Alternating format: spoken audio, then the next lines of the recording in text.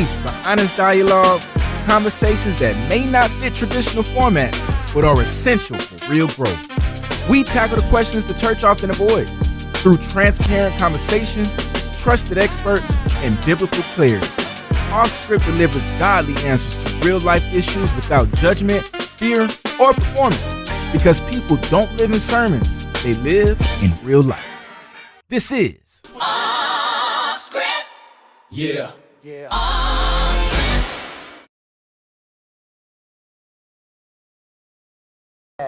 Tonight, we're going to talk about a topic that I think is very prevalent in the black community. There's a lot of talk about trust between black men and women, how the relationships are broken. But I want to ask something different tonight. Did something actually break it? Or have we just been dealing with pressure, misunderstanding, and a lot of unresolved hurt for so long that we're just now realizing it's been broken? Tonight, I have two special guests with me that are going to help me somehow figure this out in an hour. I don't know how we're going to do it, but somehow they're going to help me figure it out. To my left is X, to my right is Candace, and we're super excited, and we're going to go ahead, but I'm going to let them introduce themselves because we were on a previous show, and I was with them 1 versus 1, and I had to rein them in on that show. So now I have both of them, and I'm going to rein them in. So X, say hello to the people. Hey, how y'all doing? It's good to be back with y'all. I can't believe y'all called me back for this. I thought I overstayed my welcome, but clearly y'all wanted some more. So I'm back. I'm good to be here, man. Appreciate you, Pastor. Absolutely. Thank you for being here. And of course, to my right, Candace, say hi to the people. Hello, everybody. Candace Ledbetter back in the building. I, too, am not sure why they called me back, but we're going to have a great time. Listen, now you had a slogan, and it was something like the It Girl or something. Yes. So I have a PR agency. It's called Seeing Better Media. And I like to say that we serve big brands, small brands doing big things, and captivating voices go from background noise to household names. Yes. So you see, she said all that. You can understand why I didn't remember. But that's all. Listen, but this subject matter here is very important because every day in the media, you're seeing this divide between the black woman and the black man.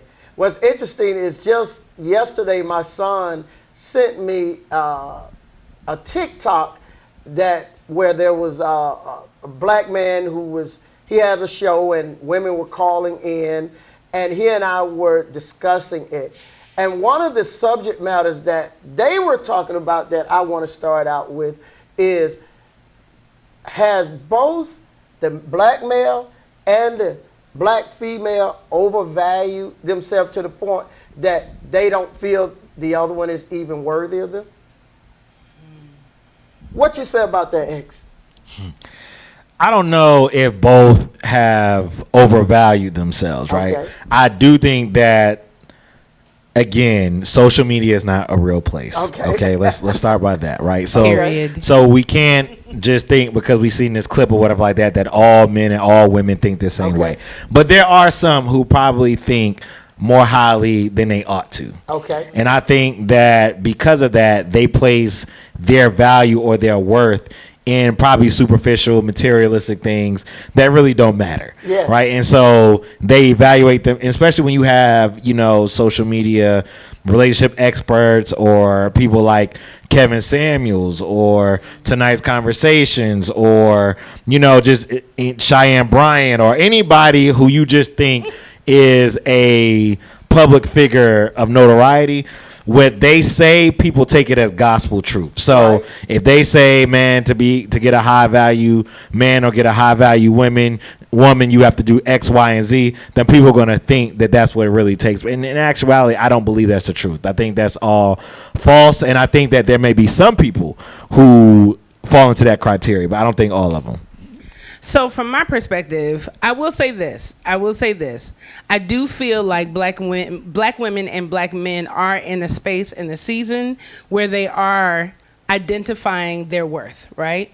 The challenge to what X is saying is who they're listening to in the valuing of themselves, okay?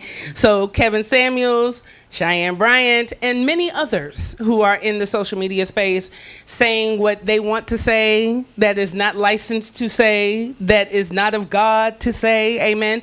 But the fact that they're saying these things, this is where people have to understand that you have to guard your ear gate, right? And you have to make sure that you are paying attention to your source and also your own internal value.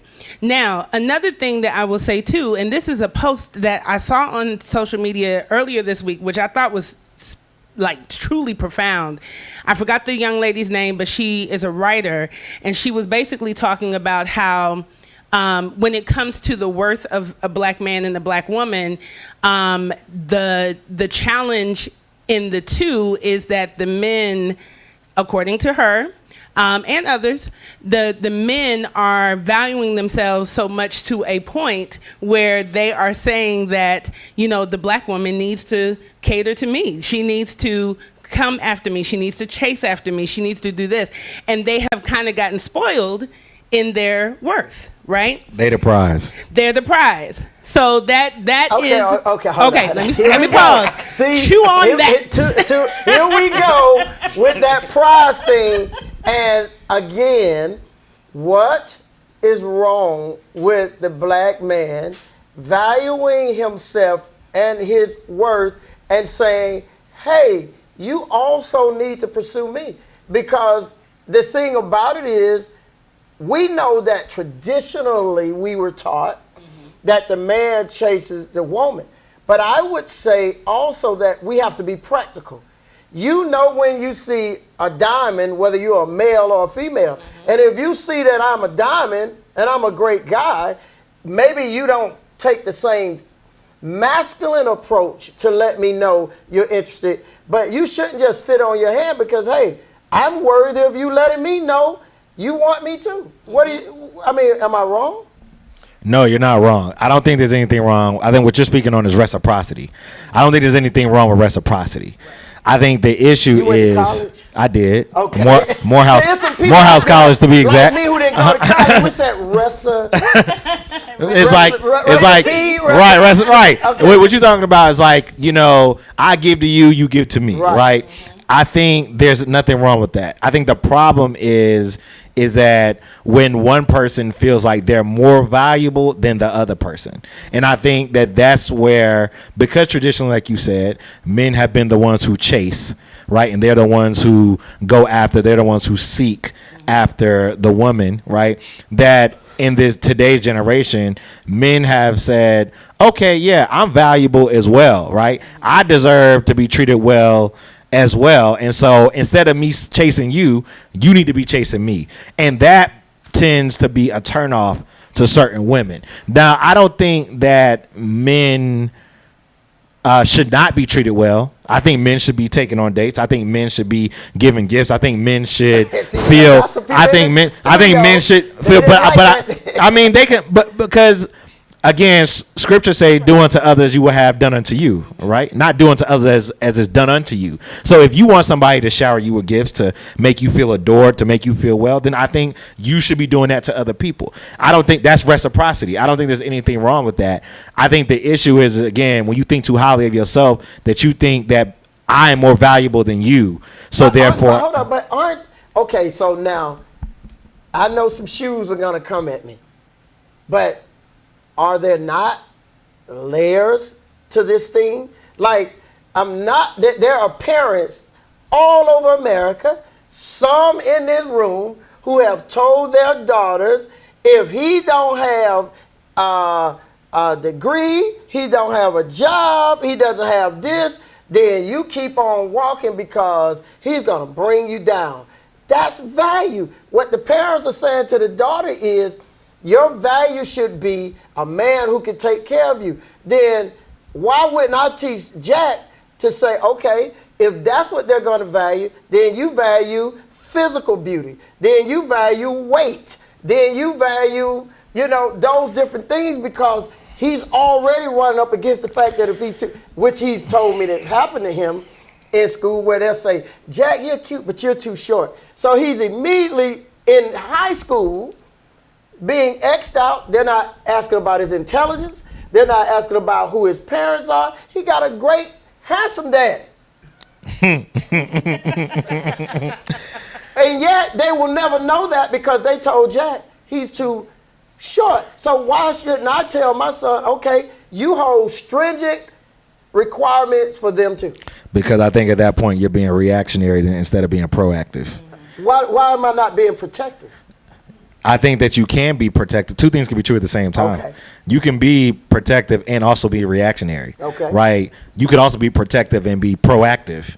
It's all about how you decide you want to parent your child, right? So just because people are doing things, right, doesn't mean that you have to follow their guidance. Like if you're a leader, right, you're a leader, I'm assuming that you're teaching your son how to be a leader as well, right? And so you don't follow the wave, you create the wave.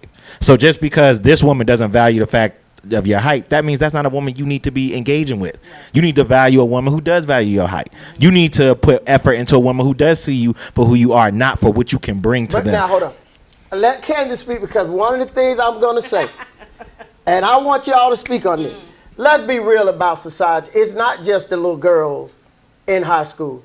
It's a general thing that women want men who are taller than them. So it's not like he's only going to deal with that. So that's what I want to know, Candace. Like, how do we deal with that, in your opinion? Because are you telling me you'd have a daughter and you wouldn't have that conversation with her, to be honest? I mean, I think anybody who has children will have a conversation. No, but I'm asking about you. I don't have children, No, but I will say. Would you not have that? Be honest. Wouldn't you have that conversation? Yes. Okay. Yes, so you would.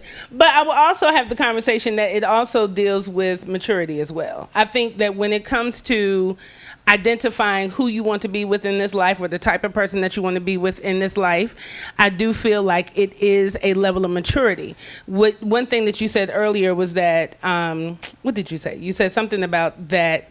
Oh gosh, it escaped me. I'm sorry, but I will go ahead. I was going to say what he was talking about, was it dealing with like the values of his son versus the girl, where she was like, yo, I want, if he don't have this, if they don't have this, if they don't have this, then you need to keep moving, versus saying like, well, why don't you look at something more deeper instead of being so superficial? Right, exactly.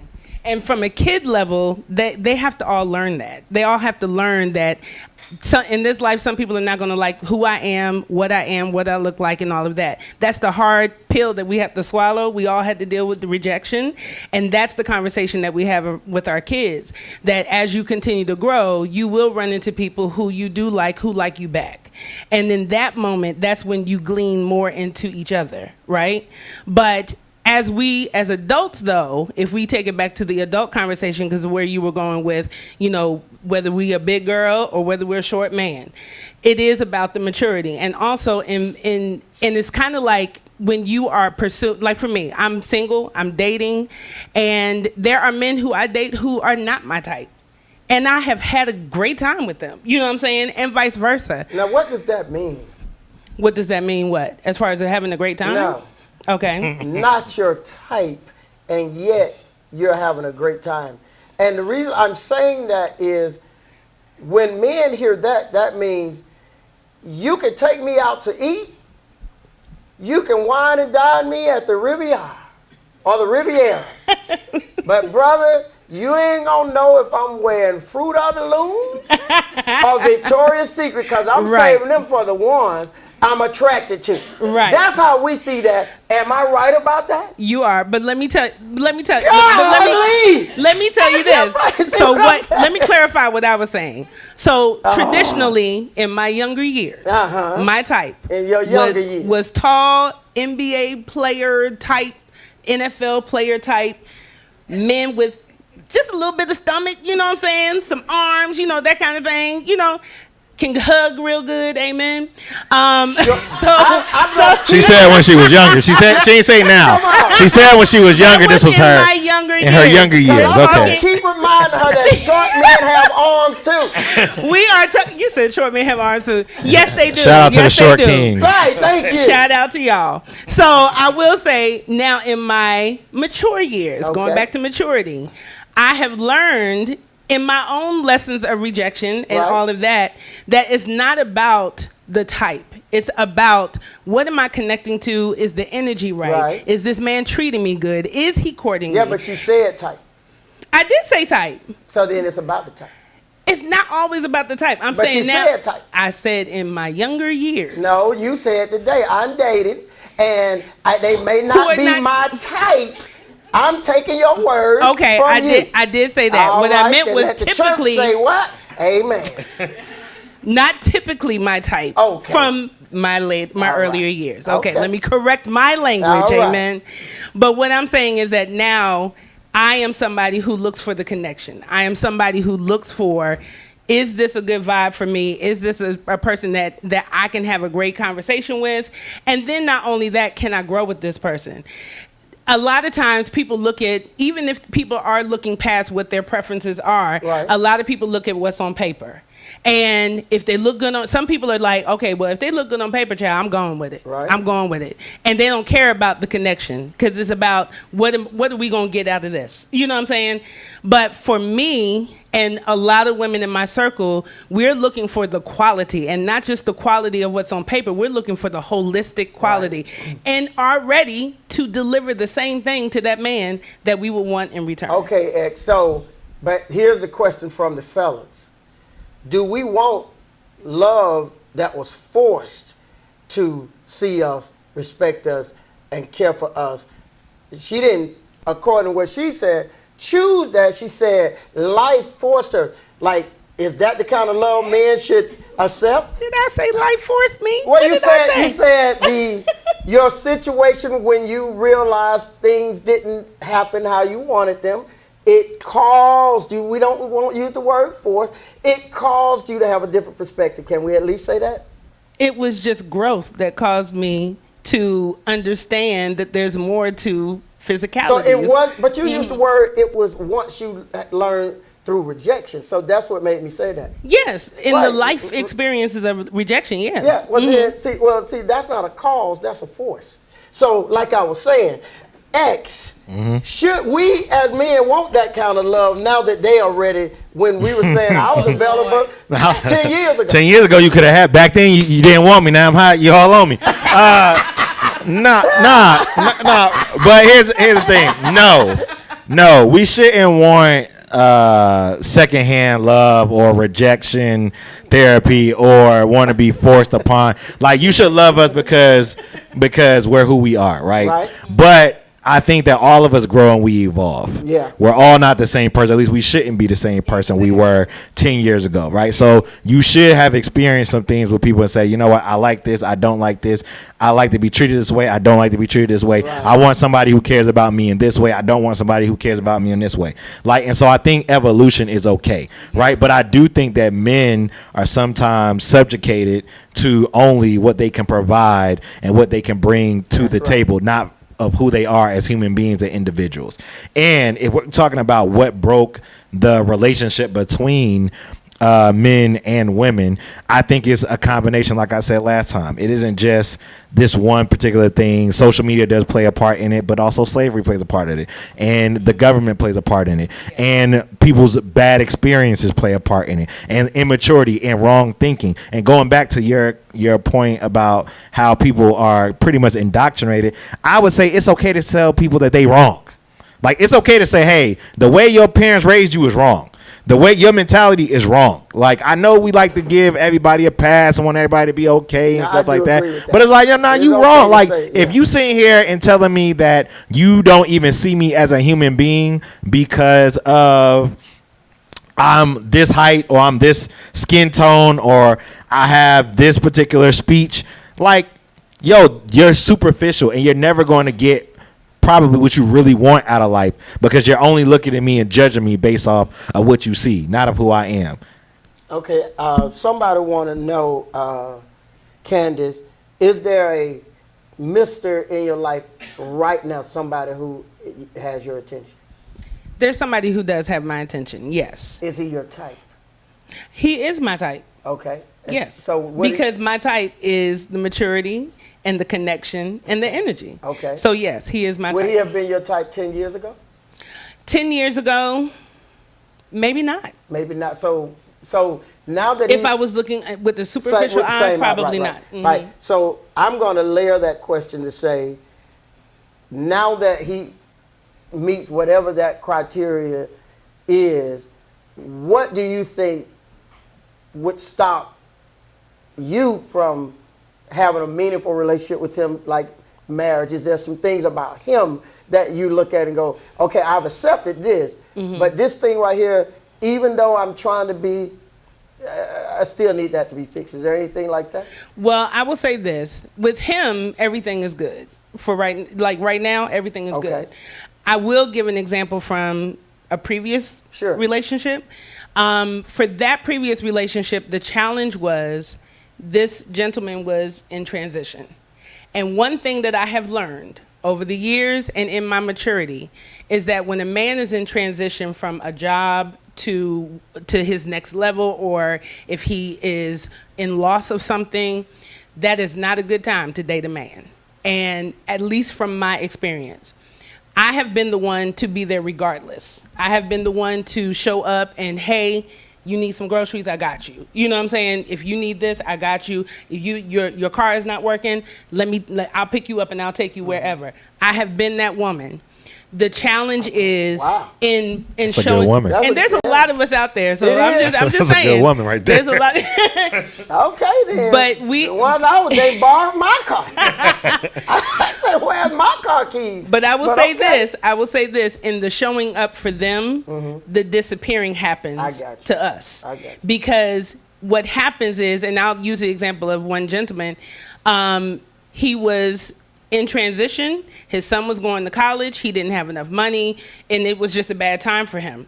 And so one thing that he said, he told me, he said, Candace, you are my angel. Like, you really are my angel. And then he said, I feel like I'm not worthy. I'm not worthy of you. And I will tell you that women who are single, we appreciate that you value us in that way, to say that we are your angel, and you feel that you're not worthy. But we don't want to hear that all the time, because to us sometimes it feels like a cop-out. Yes. Because you don't want the commitment. Right. Or you feel that you can't commit, so you just Yeah. I gotta can break see- away. I can- You know I what I'm can see saying? that. Yeah, I can So that is the lesson that I have learned. Okay. And I know that if I meet a man right now who is in transition, well, him permission to stay I in support transition. you in your transition, but I'm not going not to be gonna availing myself for a relationship. XJP asked, to what degree has social media enlarged the gap of distrust? Exponentially. I don't even know if I got numbers. I don't got no stats on me, Pastor. But yes, I think exponentially, because I think what social media does is it distorts a sense of reality for how things are. For instance, you might be in a community, right? And there might be 10 loving couples who are married, right? But when you turn on your phone, right, everybody that you see in your algorithm is talking about, well, I ain't getting married, or marriage sucks, or, I can't find a good man or woman, or the dating pool is trash, or all these things, right? So you will ignore the real life people that you know who are married and are thriving in some way, and believe that these internet people are this is the only representation, this is the only subset of individuals, not realizing that the algorithm is only going to feed you certain things that you've already been doing or already been scrolling on. So it's not like these are real situations. Like, just because it's happening in Seattle and you in Atlanta and what's happening to you don't mean that everybody around you is the same way. So I think it drastically distorts the reality of things, which makes the gap even further every day.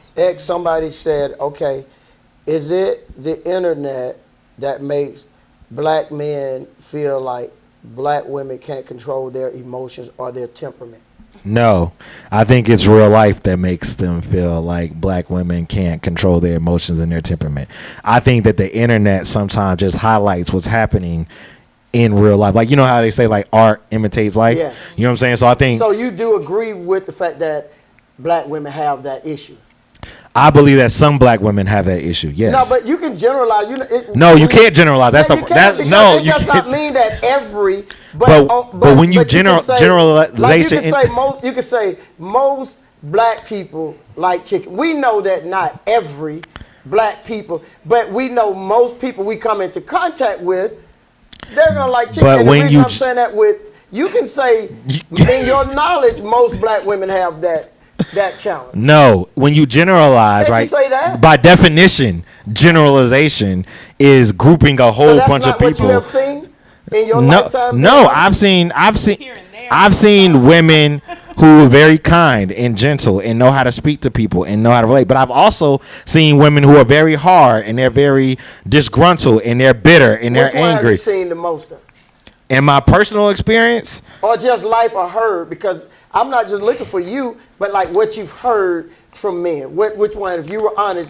if I was honest, I've heard more of the disgruntled and the bitterness and the anger one from men. But there you go. I So think that's that not the internet. So my point is, we're villainizing the internet, but some of this stuff is real life experience that men feel. Now, of course, we're not going to just dump on the women. We're going to go on some things women say about men. But what I'm saying is, I like what you said, that sometimes the internet heightens it, but it doesn't mean it's not true. But I will add this.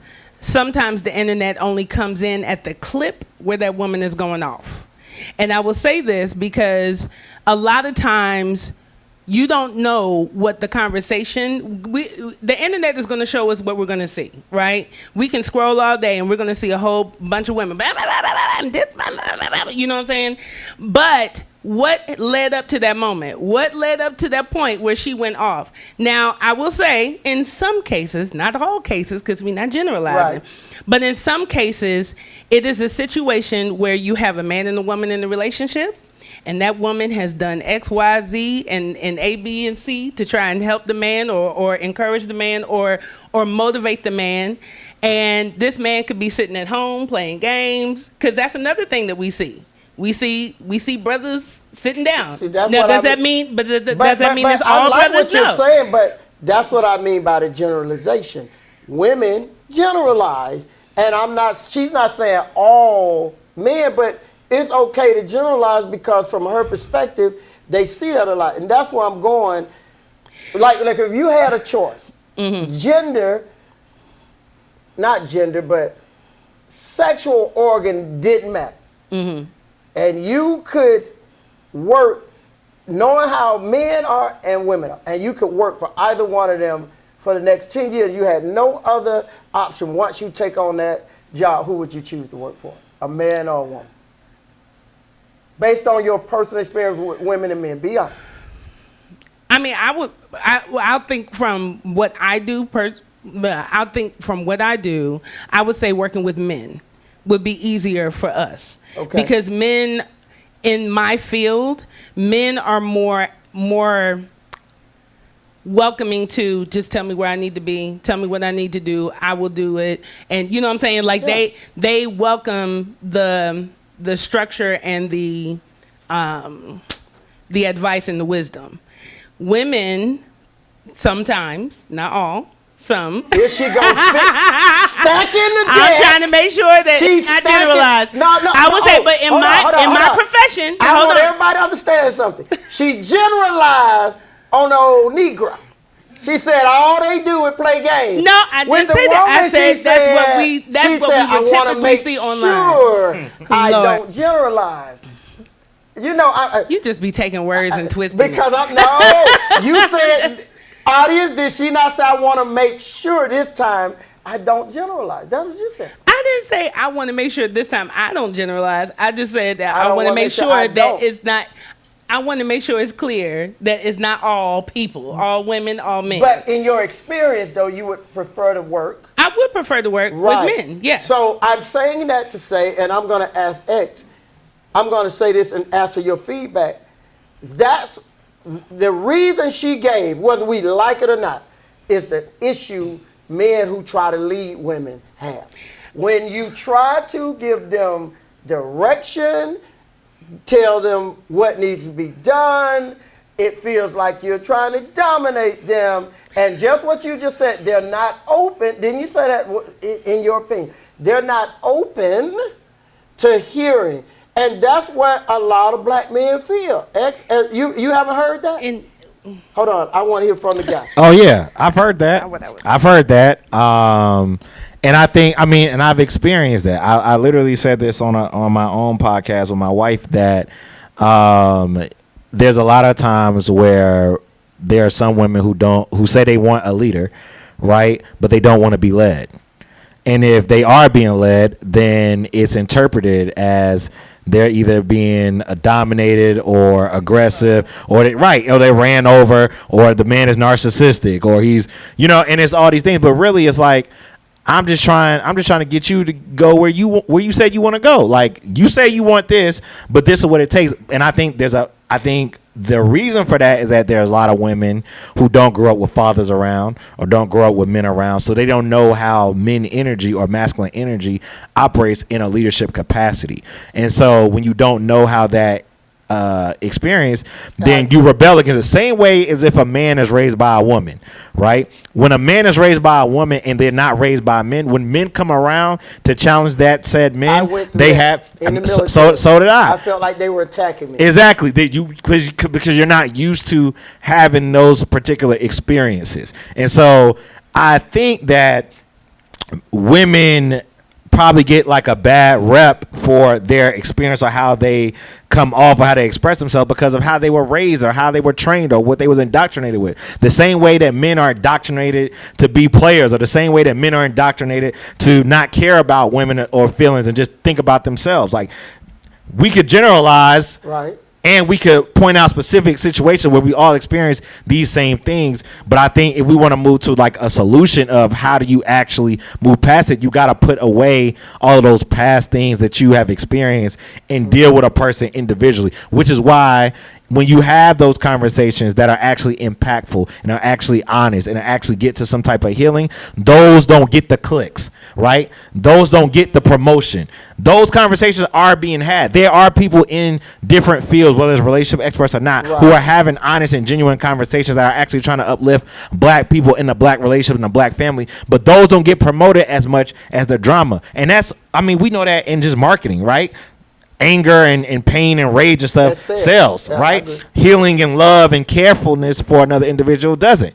And so I think context matters. I think we also got to know how social media works. Like she said, this about clickbait. You can have a whole conversation, and this has happened even in the radio station and what I put out in content, right? You can have a whole conversation about good stuff. We recording this. They're gonna run this through Opus. Opus gonna sit there and cut up the clip and say, hey, I think this is going to get 90-something% of engagement. Yeah, they were talking about renaming Opus Omar. Right, you know what I'm saying? I was in one of those meetings. Right. Opus will now be Omar. Right. So get ready. So that's exactly. And so this conversation may not be the thing that drives the most engagement, but this might be the most healing conversation that we have. Yeah. The most engagement might be, it might cut the clip up and say, oh, he yelling at her, she yelling at him, right. Blah, blah, blah, blah, to get the engagement. And so I think that we have to understand how the world is working in order to be able to impact it more productively and effective. But we're talking about openness, and I like that. And then a woman sends a question or a statement, and she says, the issue is men think because there's a greater ratio of women to men that they can handle women any kind of way, and that adds to the distrust. So he talked about fathers. Did the fathers walk away, or did the women run them away? I think, again, two things could be true. It could be both, right? It could be some women drove the man away. Some women didn't allow the man to stay.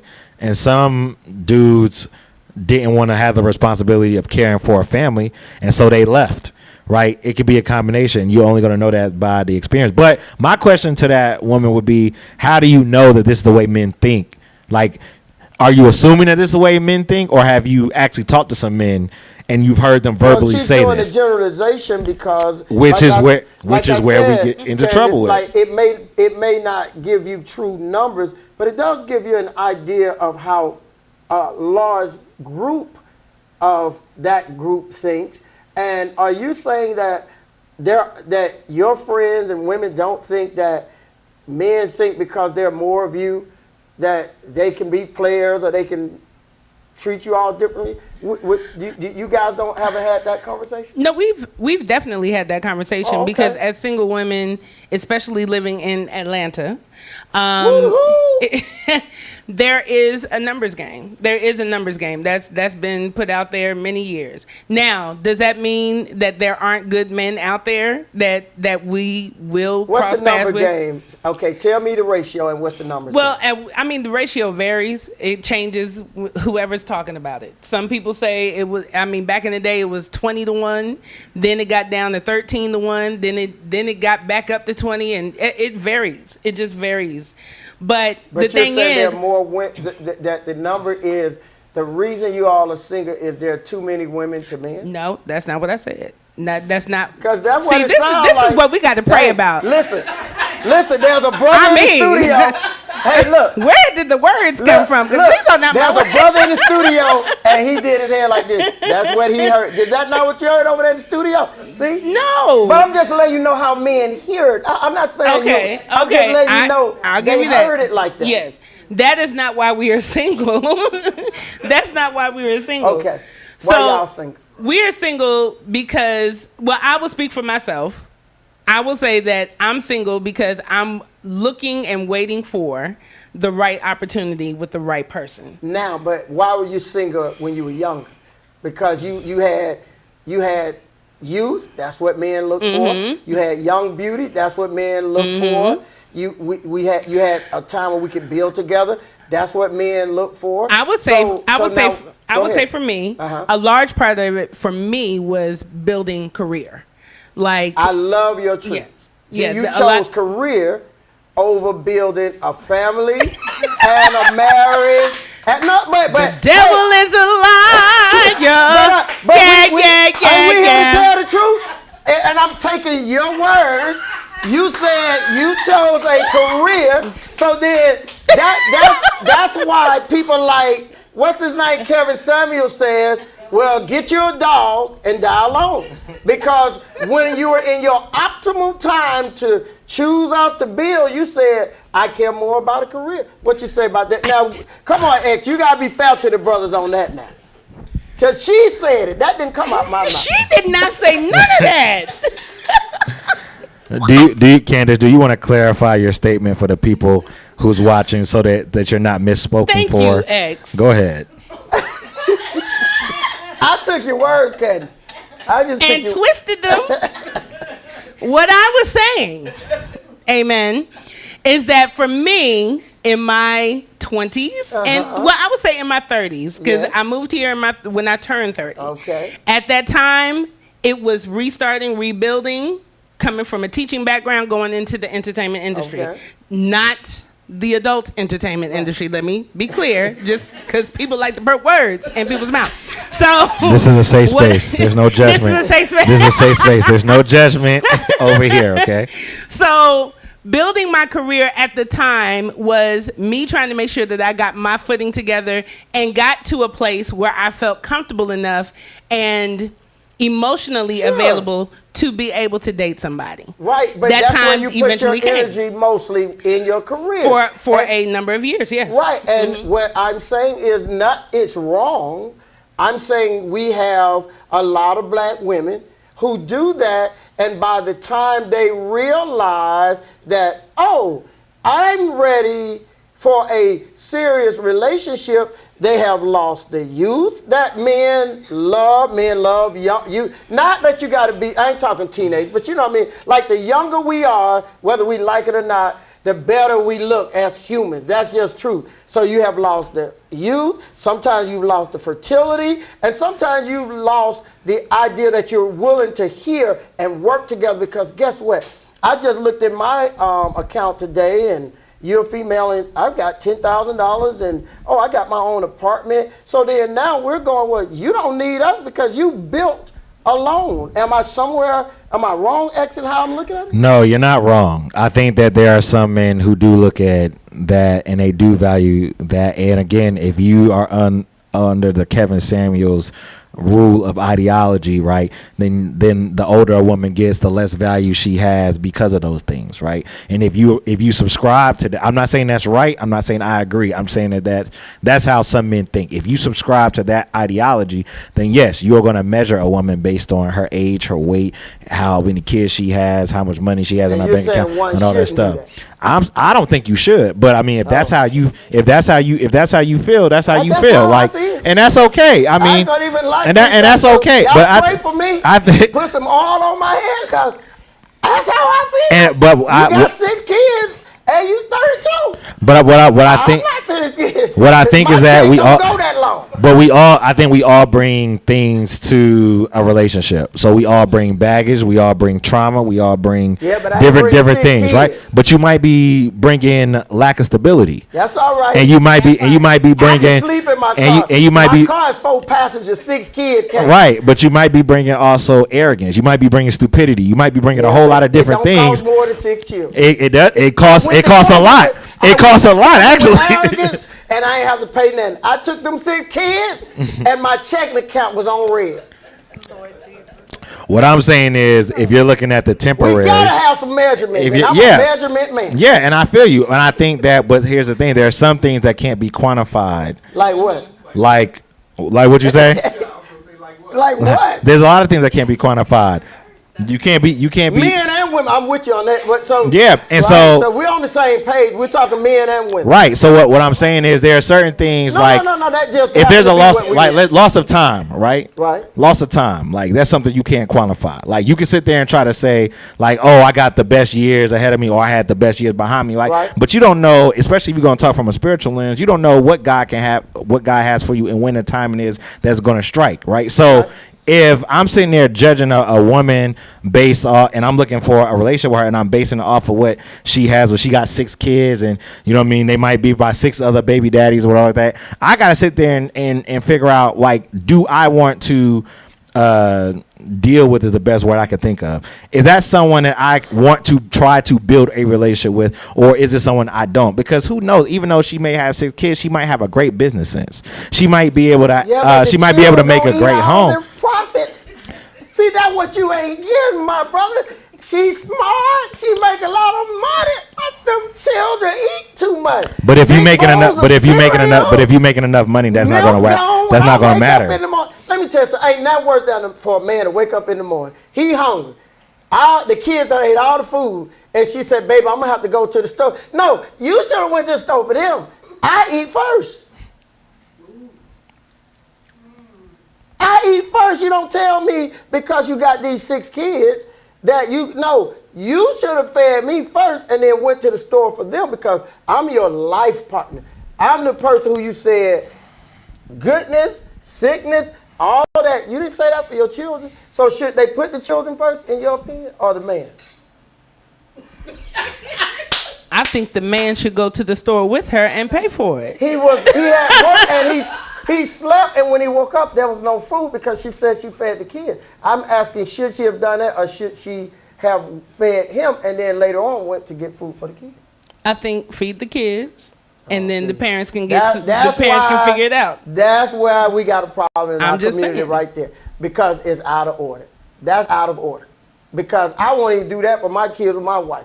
I say, oh, I fetched your mama something to eat, and it wasn't nothing left, so I'll go get y'all something. And they've always heard that since they was like this. I fix your mama something, and now if it's plenty, sure. But if a little bit, I give it to her. I guess I'm thinking from the terms of partnership. I'm thinking if it's a marriage, then the parents are providing for the children that they have. Yeah, but there's a together way they can go person so they know their place. So that's what I'm saying. Like, you want your husband to know. That's an issue we have. You want him to know he's king. He's not gonna feel like he's king if he wakes up, smell food that's been cooked, and you tell him, oh, it wasn't enough left for you, but I'll go. He's like, but I'm hungry now. But I think that's a different type of king, right? I think there's different type of kings who run different type of kingdoms, right? That's the problem And I think some of them kings are queenie to me. And that can be true, Yeah, right? some of them And that can be true. However, I think that when you are, every home is ran differently, right? So the way that you run your home different, the way I run my home, the way that they run their homes and stuff like that, right? I think that yes, there is order, right? God created order, but I think that we have a warped mindset of how that order is supposed to be displayed. We as a community, we as men, we as black people, So we now have a you're warped. generalizing.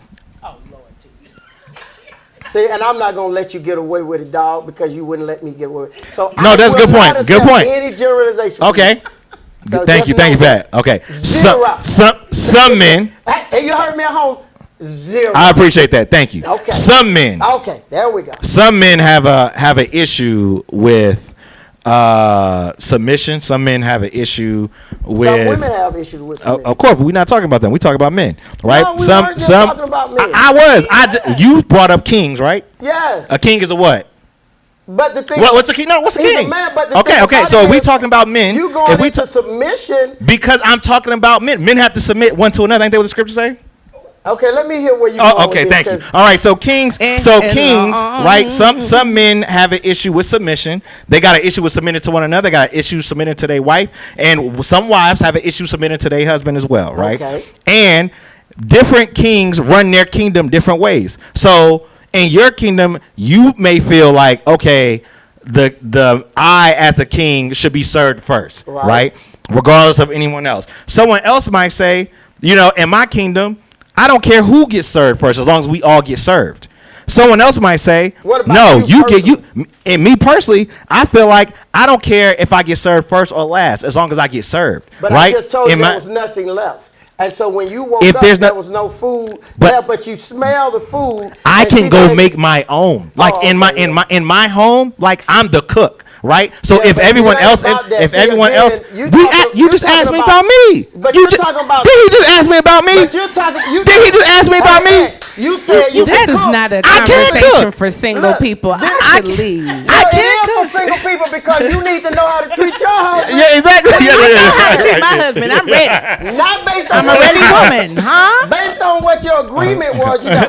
All Okay, I'm saying go is ahead, that go you ahead, said Pastor. you know how to cook. I as do. though I'm saying it's about cooking ability. It's not. I'm saying there's an order that needs to be in the house and an order of respect. I agree with that you. You should not say, I cooked all the food, the 6 kids ate, you wake up in the morning for breakfast, and she said, oh, there's nothing left.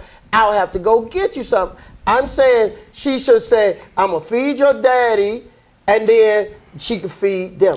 Because they're not going to starve to death, but she's showing the king respect because, again, there's areas in her life where if he put those kids first, she gonna have a fit. What I'm saying to you is that is your view of what respect looks like, and that's okay for that But to be not your yours. view. But that's not. I don't feel disrespected if my kids are being fed and my wife is being fed, and I have to go get it. Right. Oh, What I feel disrespected is if I'm taught too crazy, if I'm demeaned, if I'm not fit, if I'm not made to feel like I'm a human being who is contributing. And if you are downplaying what my contribution is, but me simply sitting there and saying, look, we got a bucket of chicken wing, everybody done got some chicken, your chicken ain't there, okay, cool, I can go make That's not demeaning to you? No, it's not demeaning. It's not demeaning to me because That's I don't demeaning to me I because I provided the chicken wing, but I don't get to eat now. and I understand how That's a man. demeaning. I can understand how a man can feel that way. But what I'm saying is, That's not as for a you. as a man, right?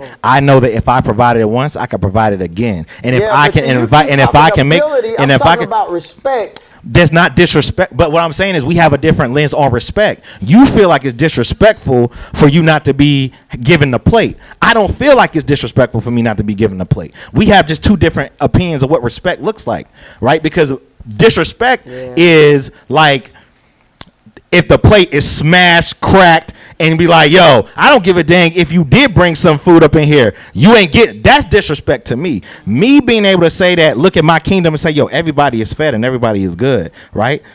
That's like, okay, that's an honor for me. That means that I did what I was supposed to do. I think it's just two different perspectives. I'm not saying you're right, and I'm not saying I'm wrong. I'm just saying we just have two different perspectives. And if we can't agree to disagree that it's okay to have different perspectives in relationships, that's going to continue to cause divides because one person is always going to feel like they got to be right, which is a problem with submission. Right? Because when you don't know how to submit, right, you can't submit one to another. You definitely can't submit to the one who created you, right? Because the one who created you always going to tell you, yo, you out of pocket, but you going to feel like, oh, no, I'm good. I know what to do. But it's like, nah, like you got to be able to submit here and also be able to submit here. And that's why I said the scriptures say submit one to another. First, before it even says husbands, love your wives as Christ loved the church, and wives And submit to your husbands. Candace? Do you think that's submission? What he just explained? My name is Ben and I'm not in it. I'm out of this conversation. I'm gonna let the kings Though. the You're kings single, talk. and one day you hope to be married. Do you think that scenario, do you as a woman think if you were in that situation, you would say, oh, we'll make sure your dad eat later?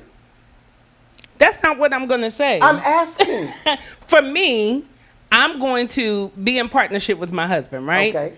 I recognize him as the head of the household and also the provider, right? I probably will be helping in that provision, but let's just say I don't have a job. Let's say I'm a housewife. Right. My husband is the provider.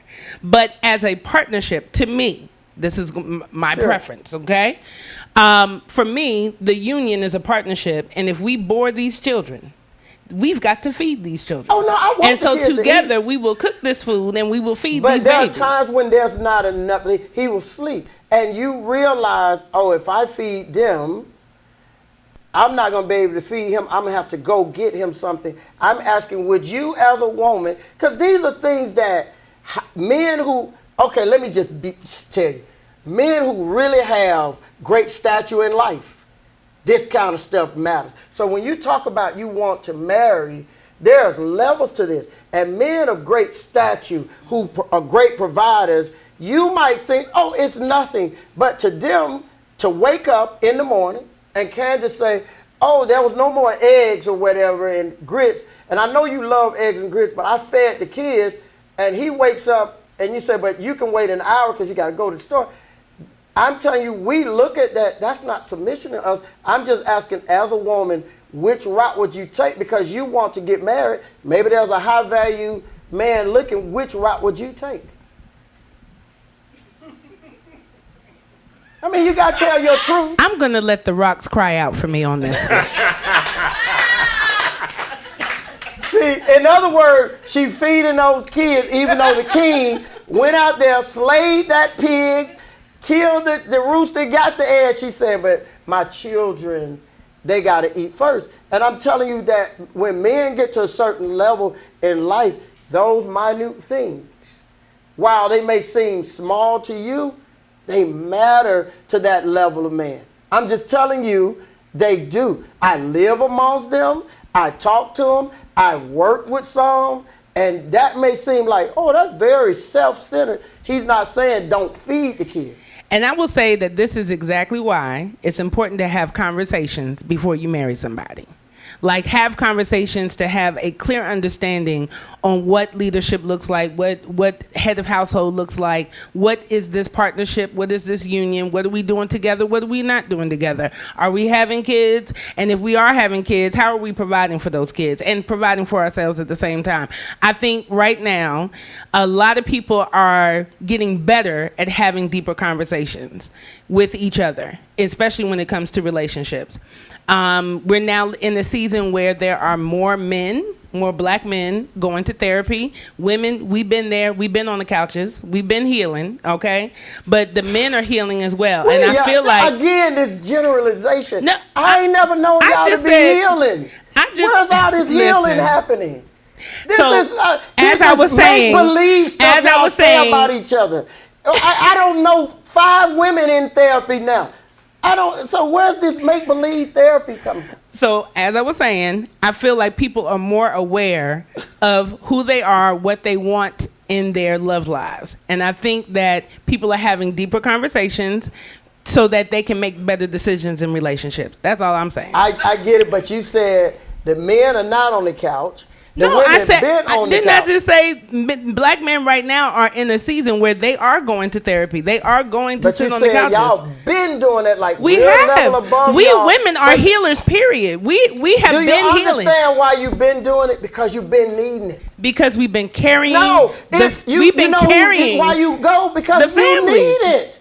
That's why y'all been going, because you So need the it. black man that don't make- need it? He does, but I'm just saying, don't parallel it to the black man like we did it before you. You did it because you guys needed it. But yeah, we did do it before. But what I'm saying right now is historically, black men have been resistant to therapy because they have been taught. Well, all of us have been taught. Okay, Black people thank don't you. do that. Okay, now white I'm folks okay do with that. that. White folks do that. I'm okay with But that. we as women, because we are natural born healers, we heal ourselves. We heal our wounds. And now our men are recognizing, hey, there's some help to this, and this is actually helping me become a better man.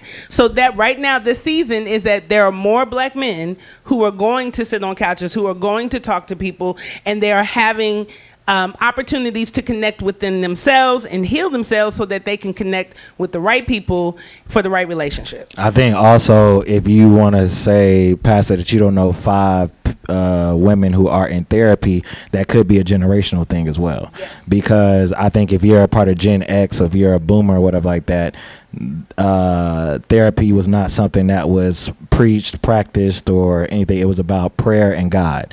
All I need to do is pray, and all I need is the Lord, and He will see me through, which is great. The Lord will see you through.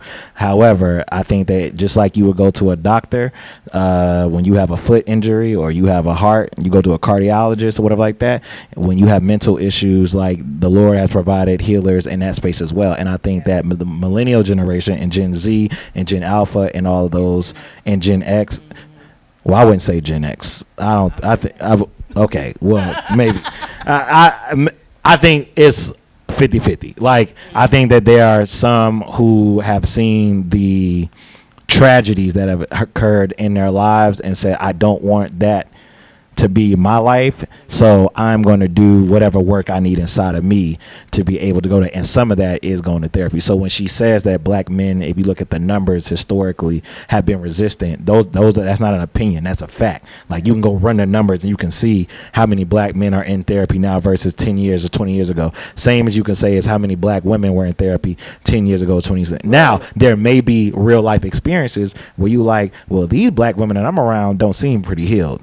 Then I would say that could be also true, right? And they could also need to go to therapy, or the Lord, or both. Like, you know what I'm saying? So I just wanted to piggyback on I that. think that's a fair assessment. I don't think the numbers are so great that they move the needle, but we are here to have opinions. But I don't think the needles are so great that the younger generation of black women are, what percentage? Is 70% of them? If 80% of them? No, I think all of us could, win by therapy. So I am a proponent of therapy, and I'm a person, even in my, whatever generation I'm in, I do therapy. I love therapy, but I just don't see this. I've never seen, regardless of the age, I've pastored younger people, I've never seen this swell of these people who are like this big group of people, while I do know some people are in therapy. So. But anyway, we've come to the end, and you had a great show when the people around you want to fight you. And so that's when you know you have had...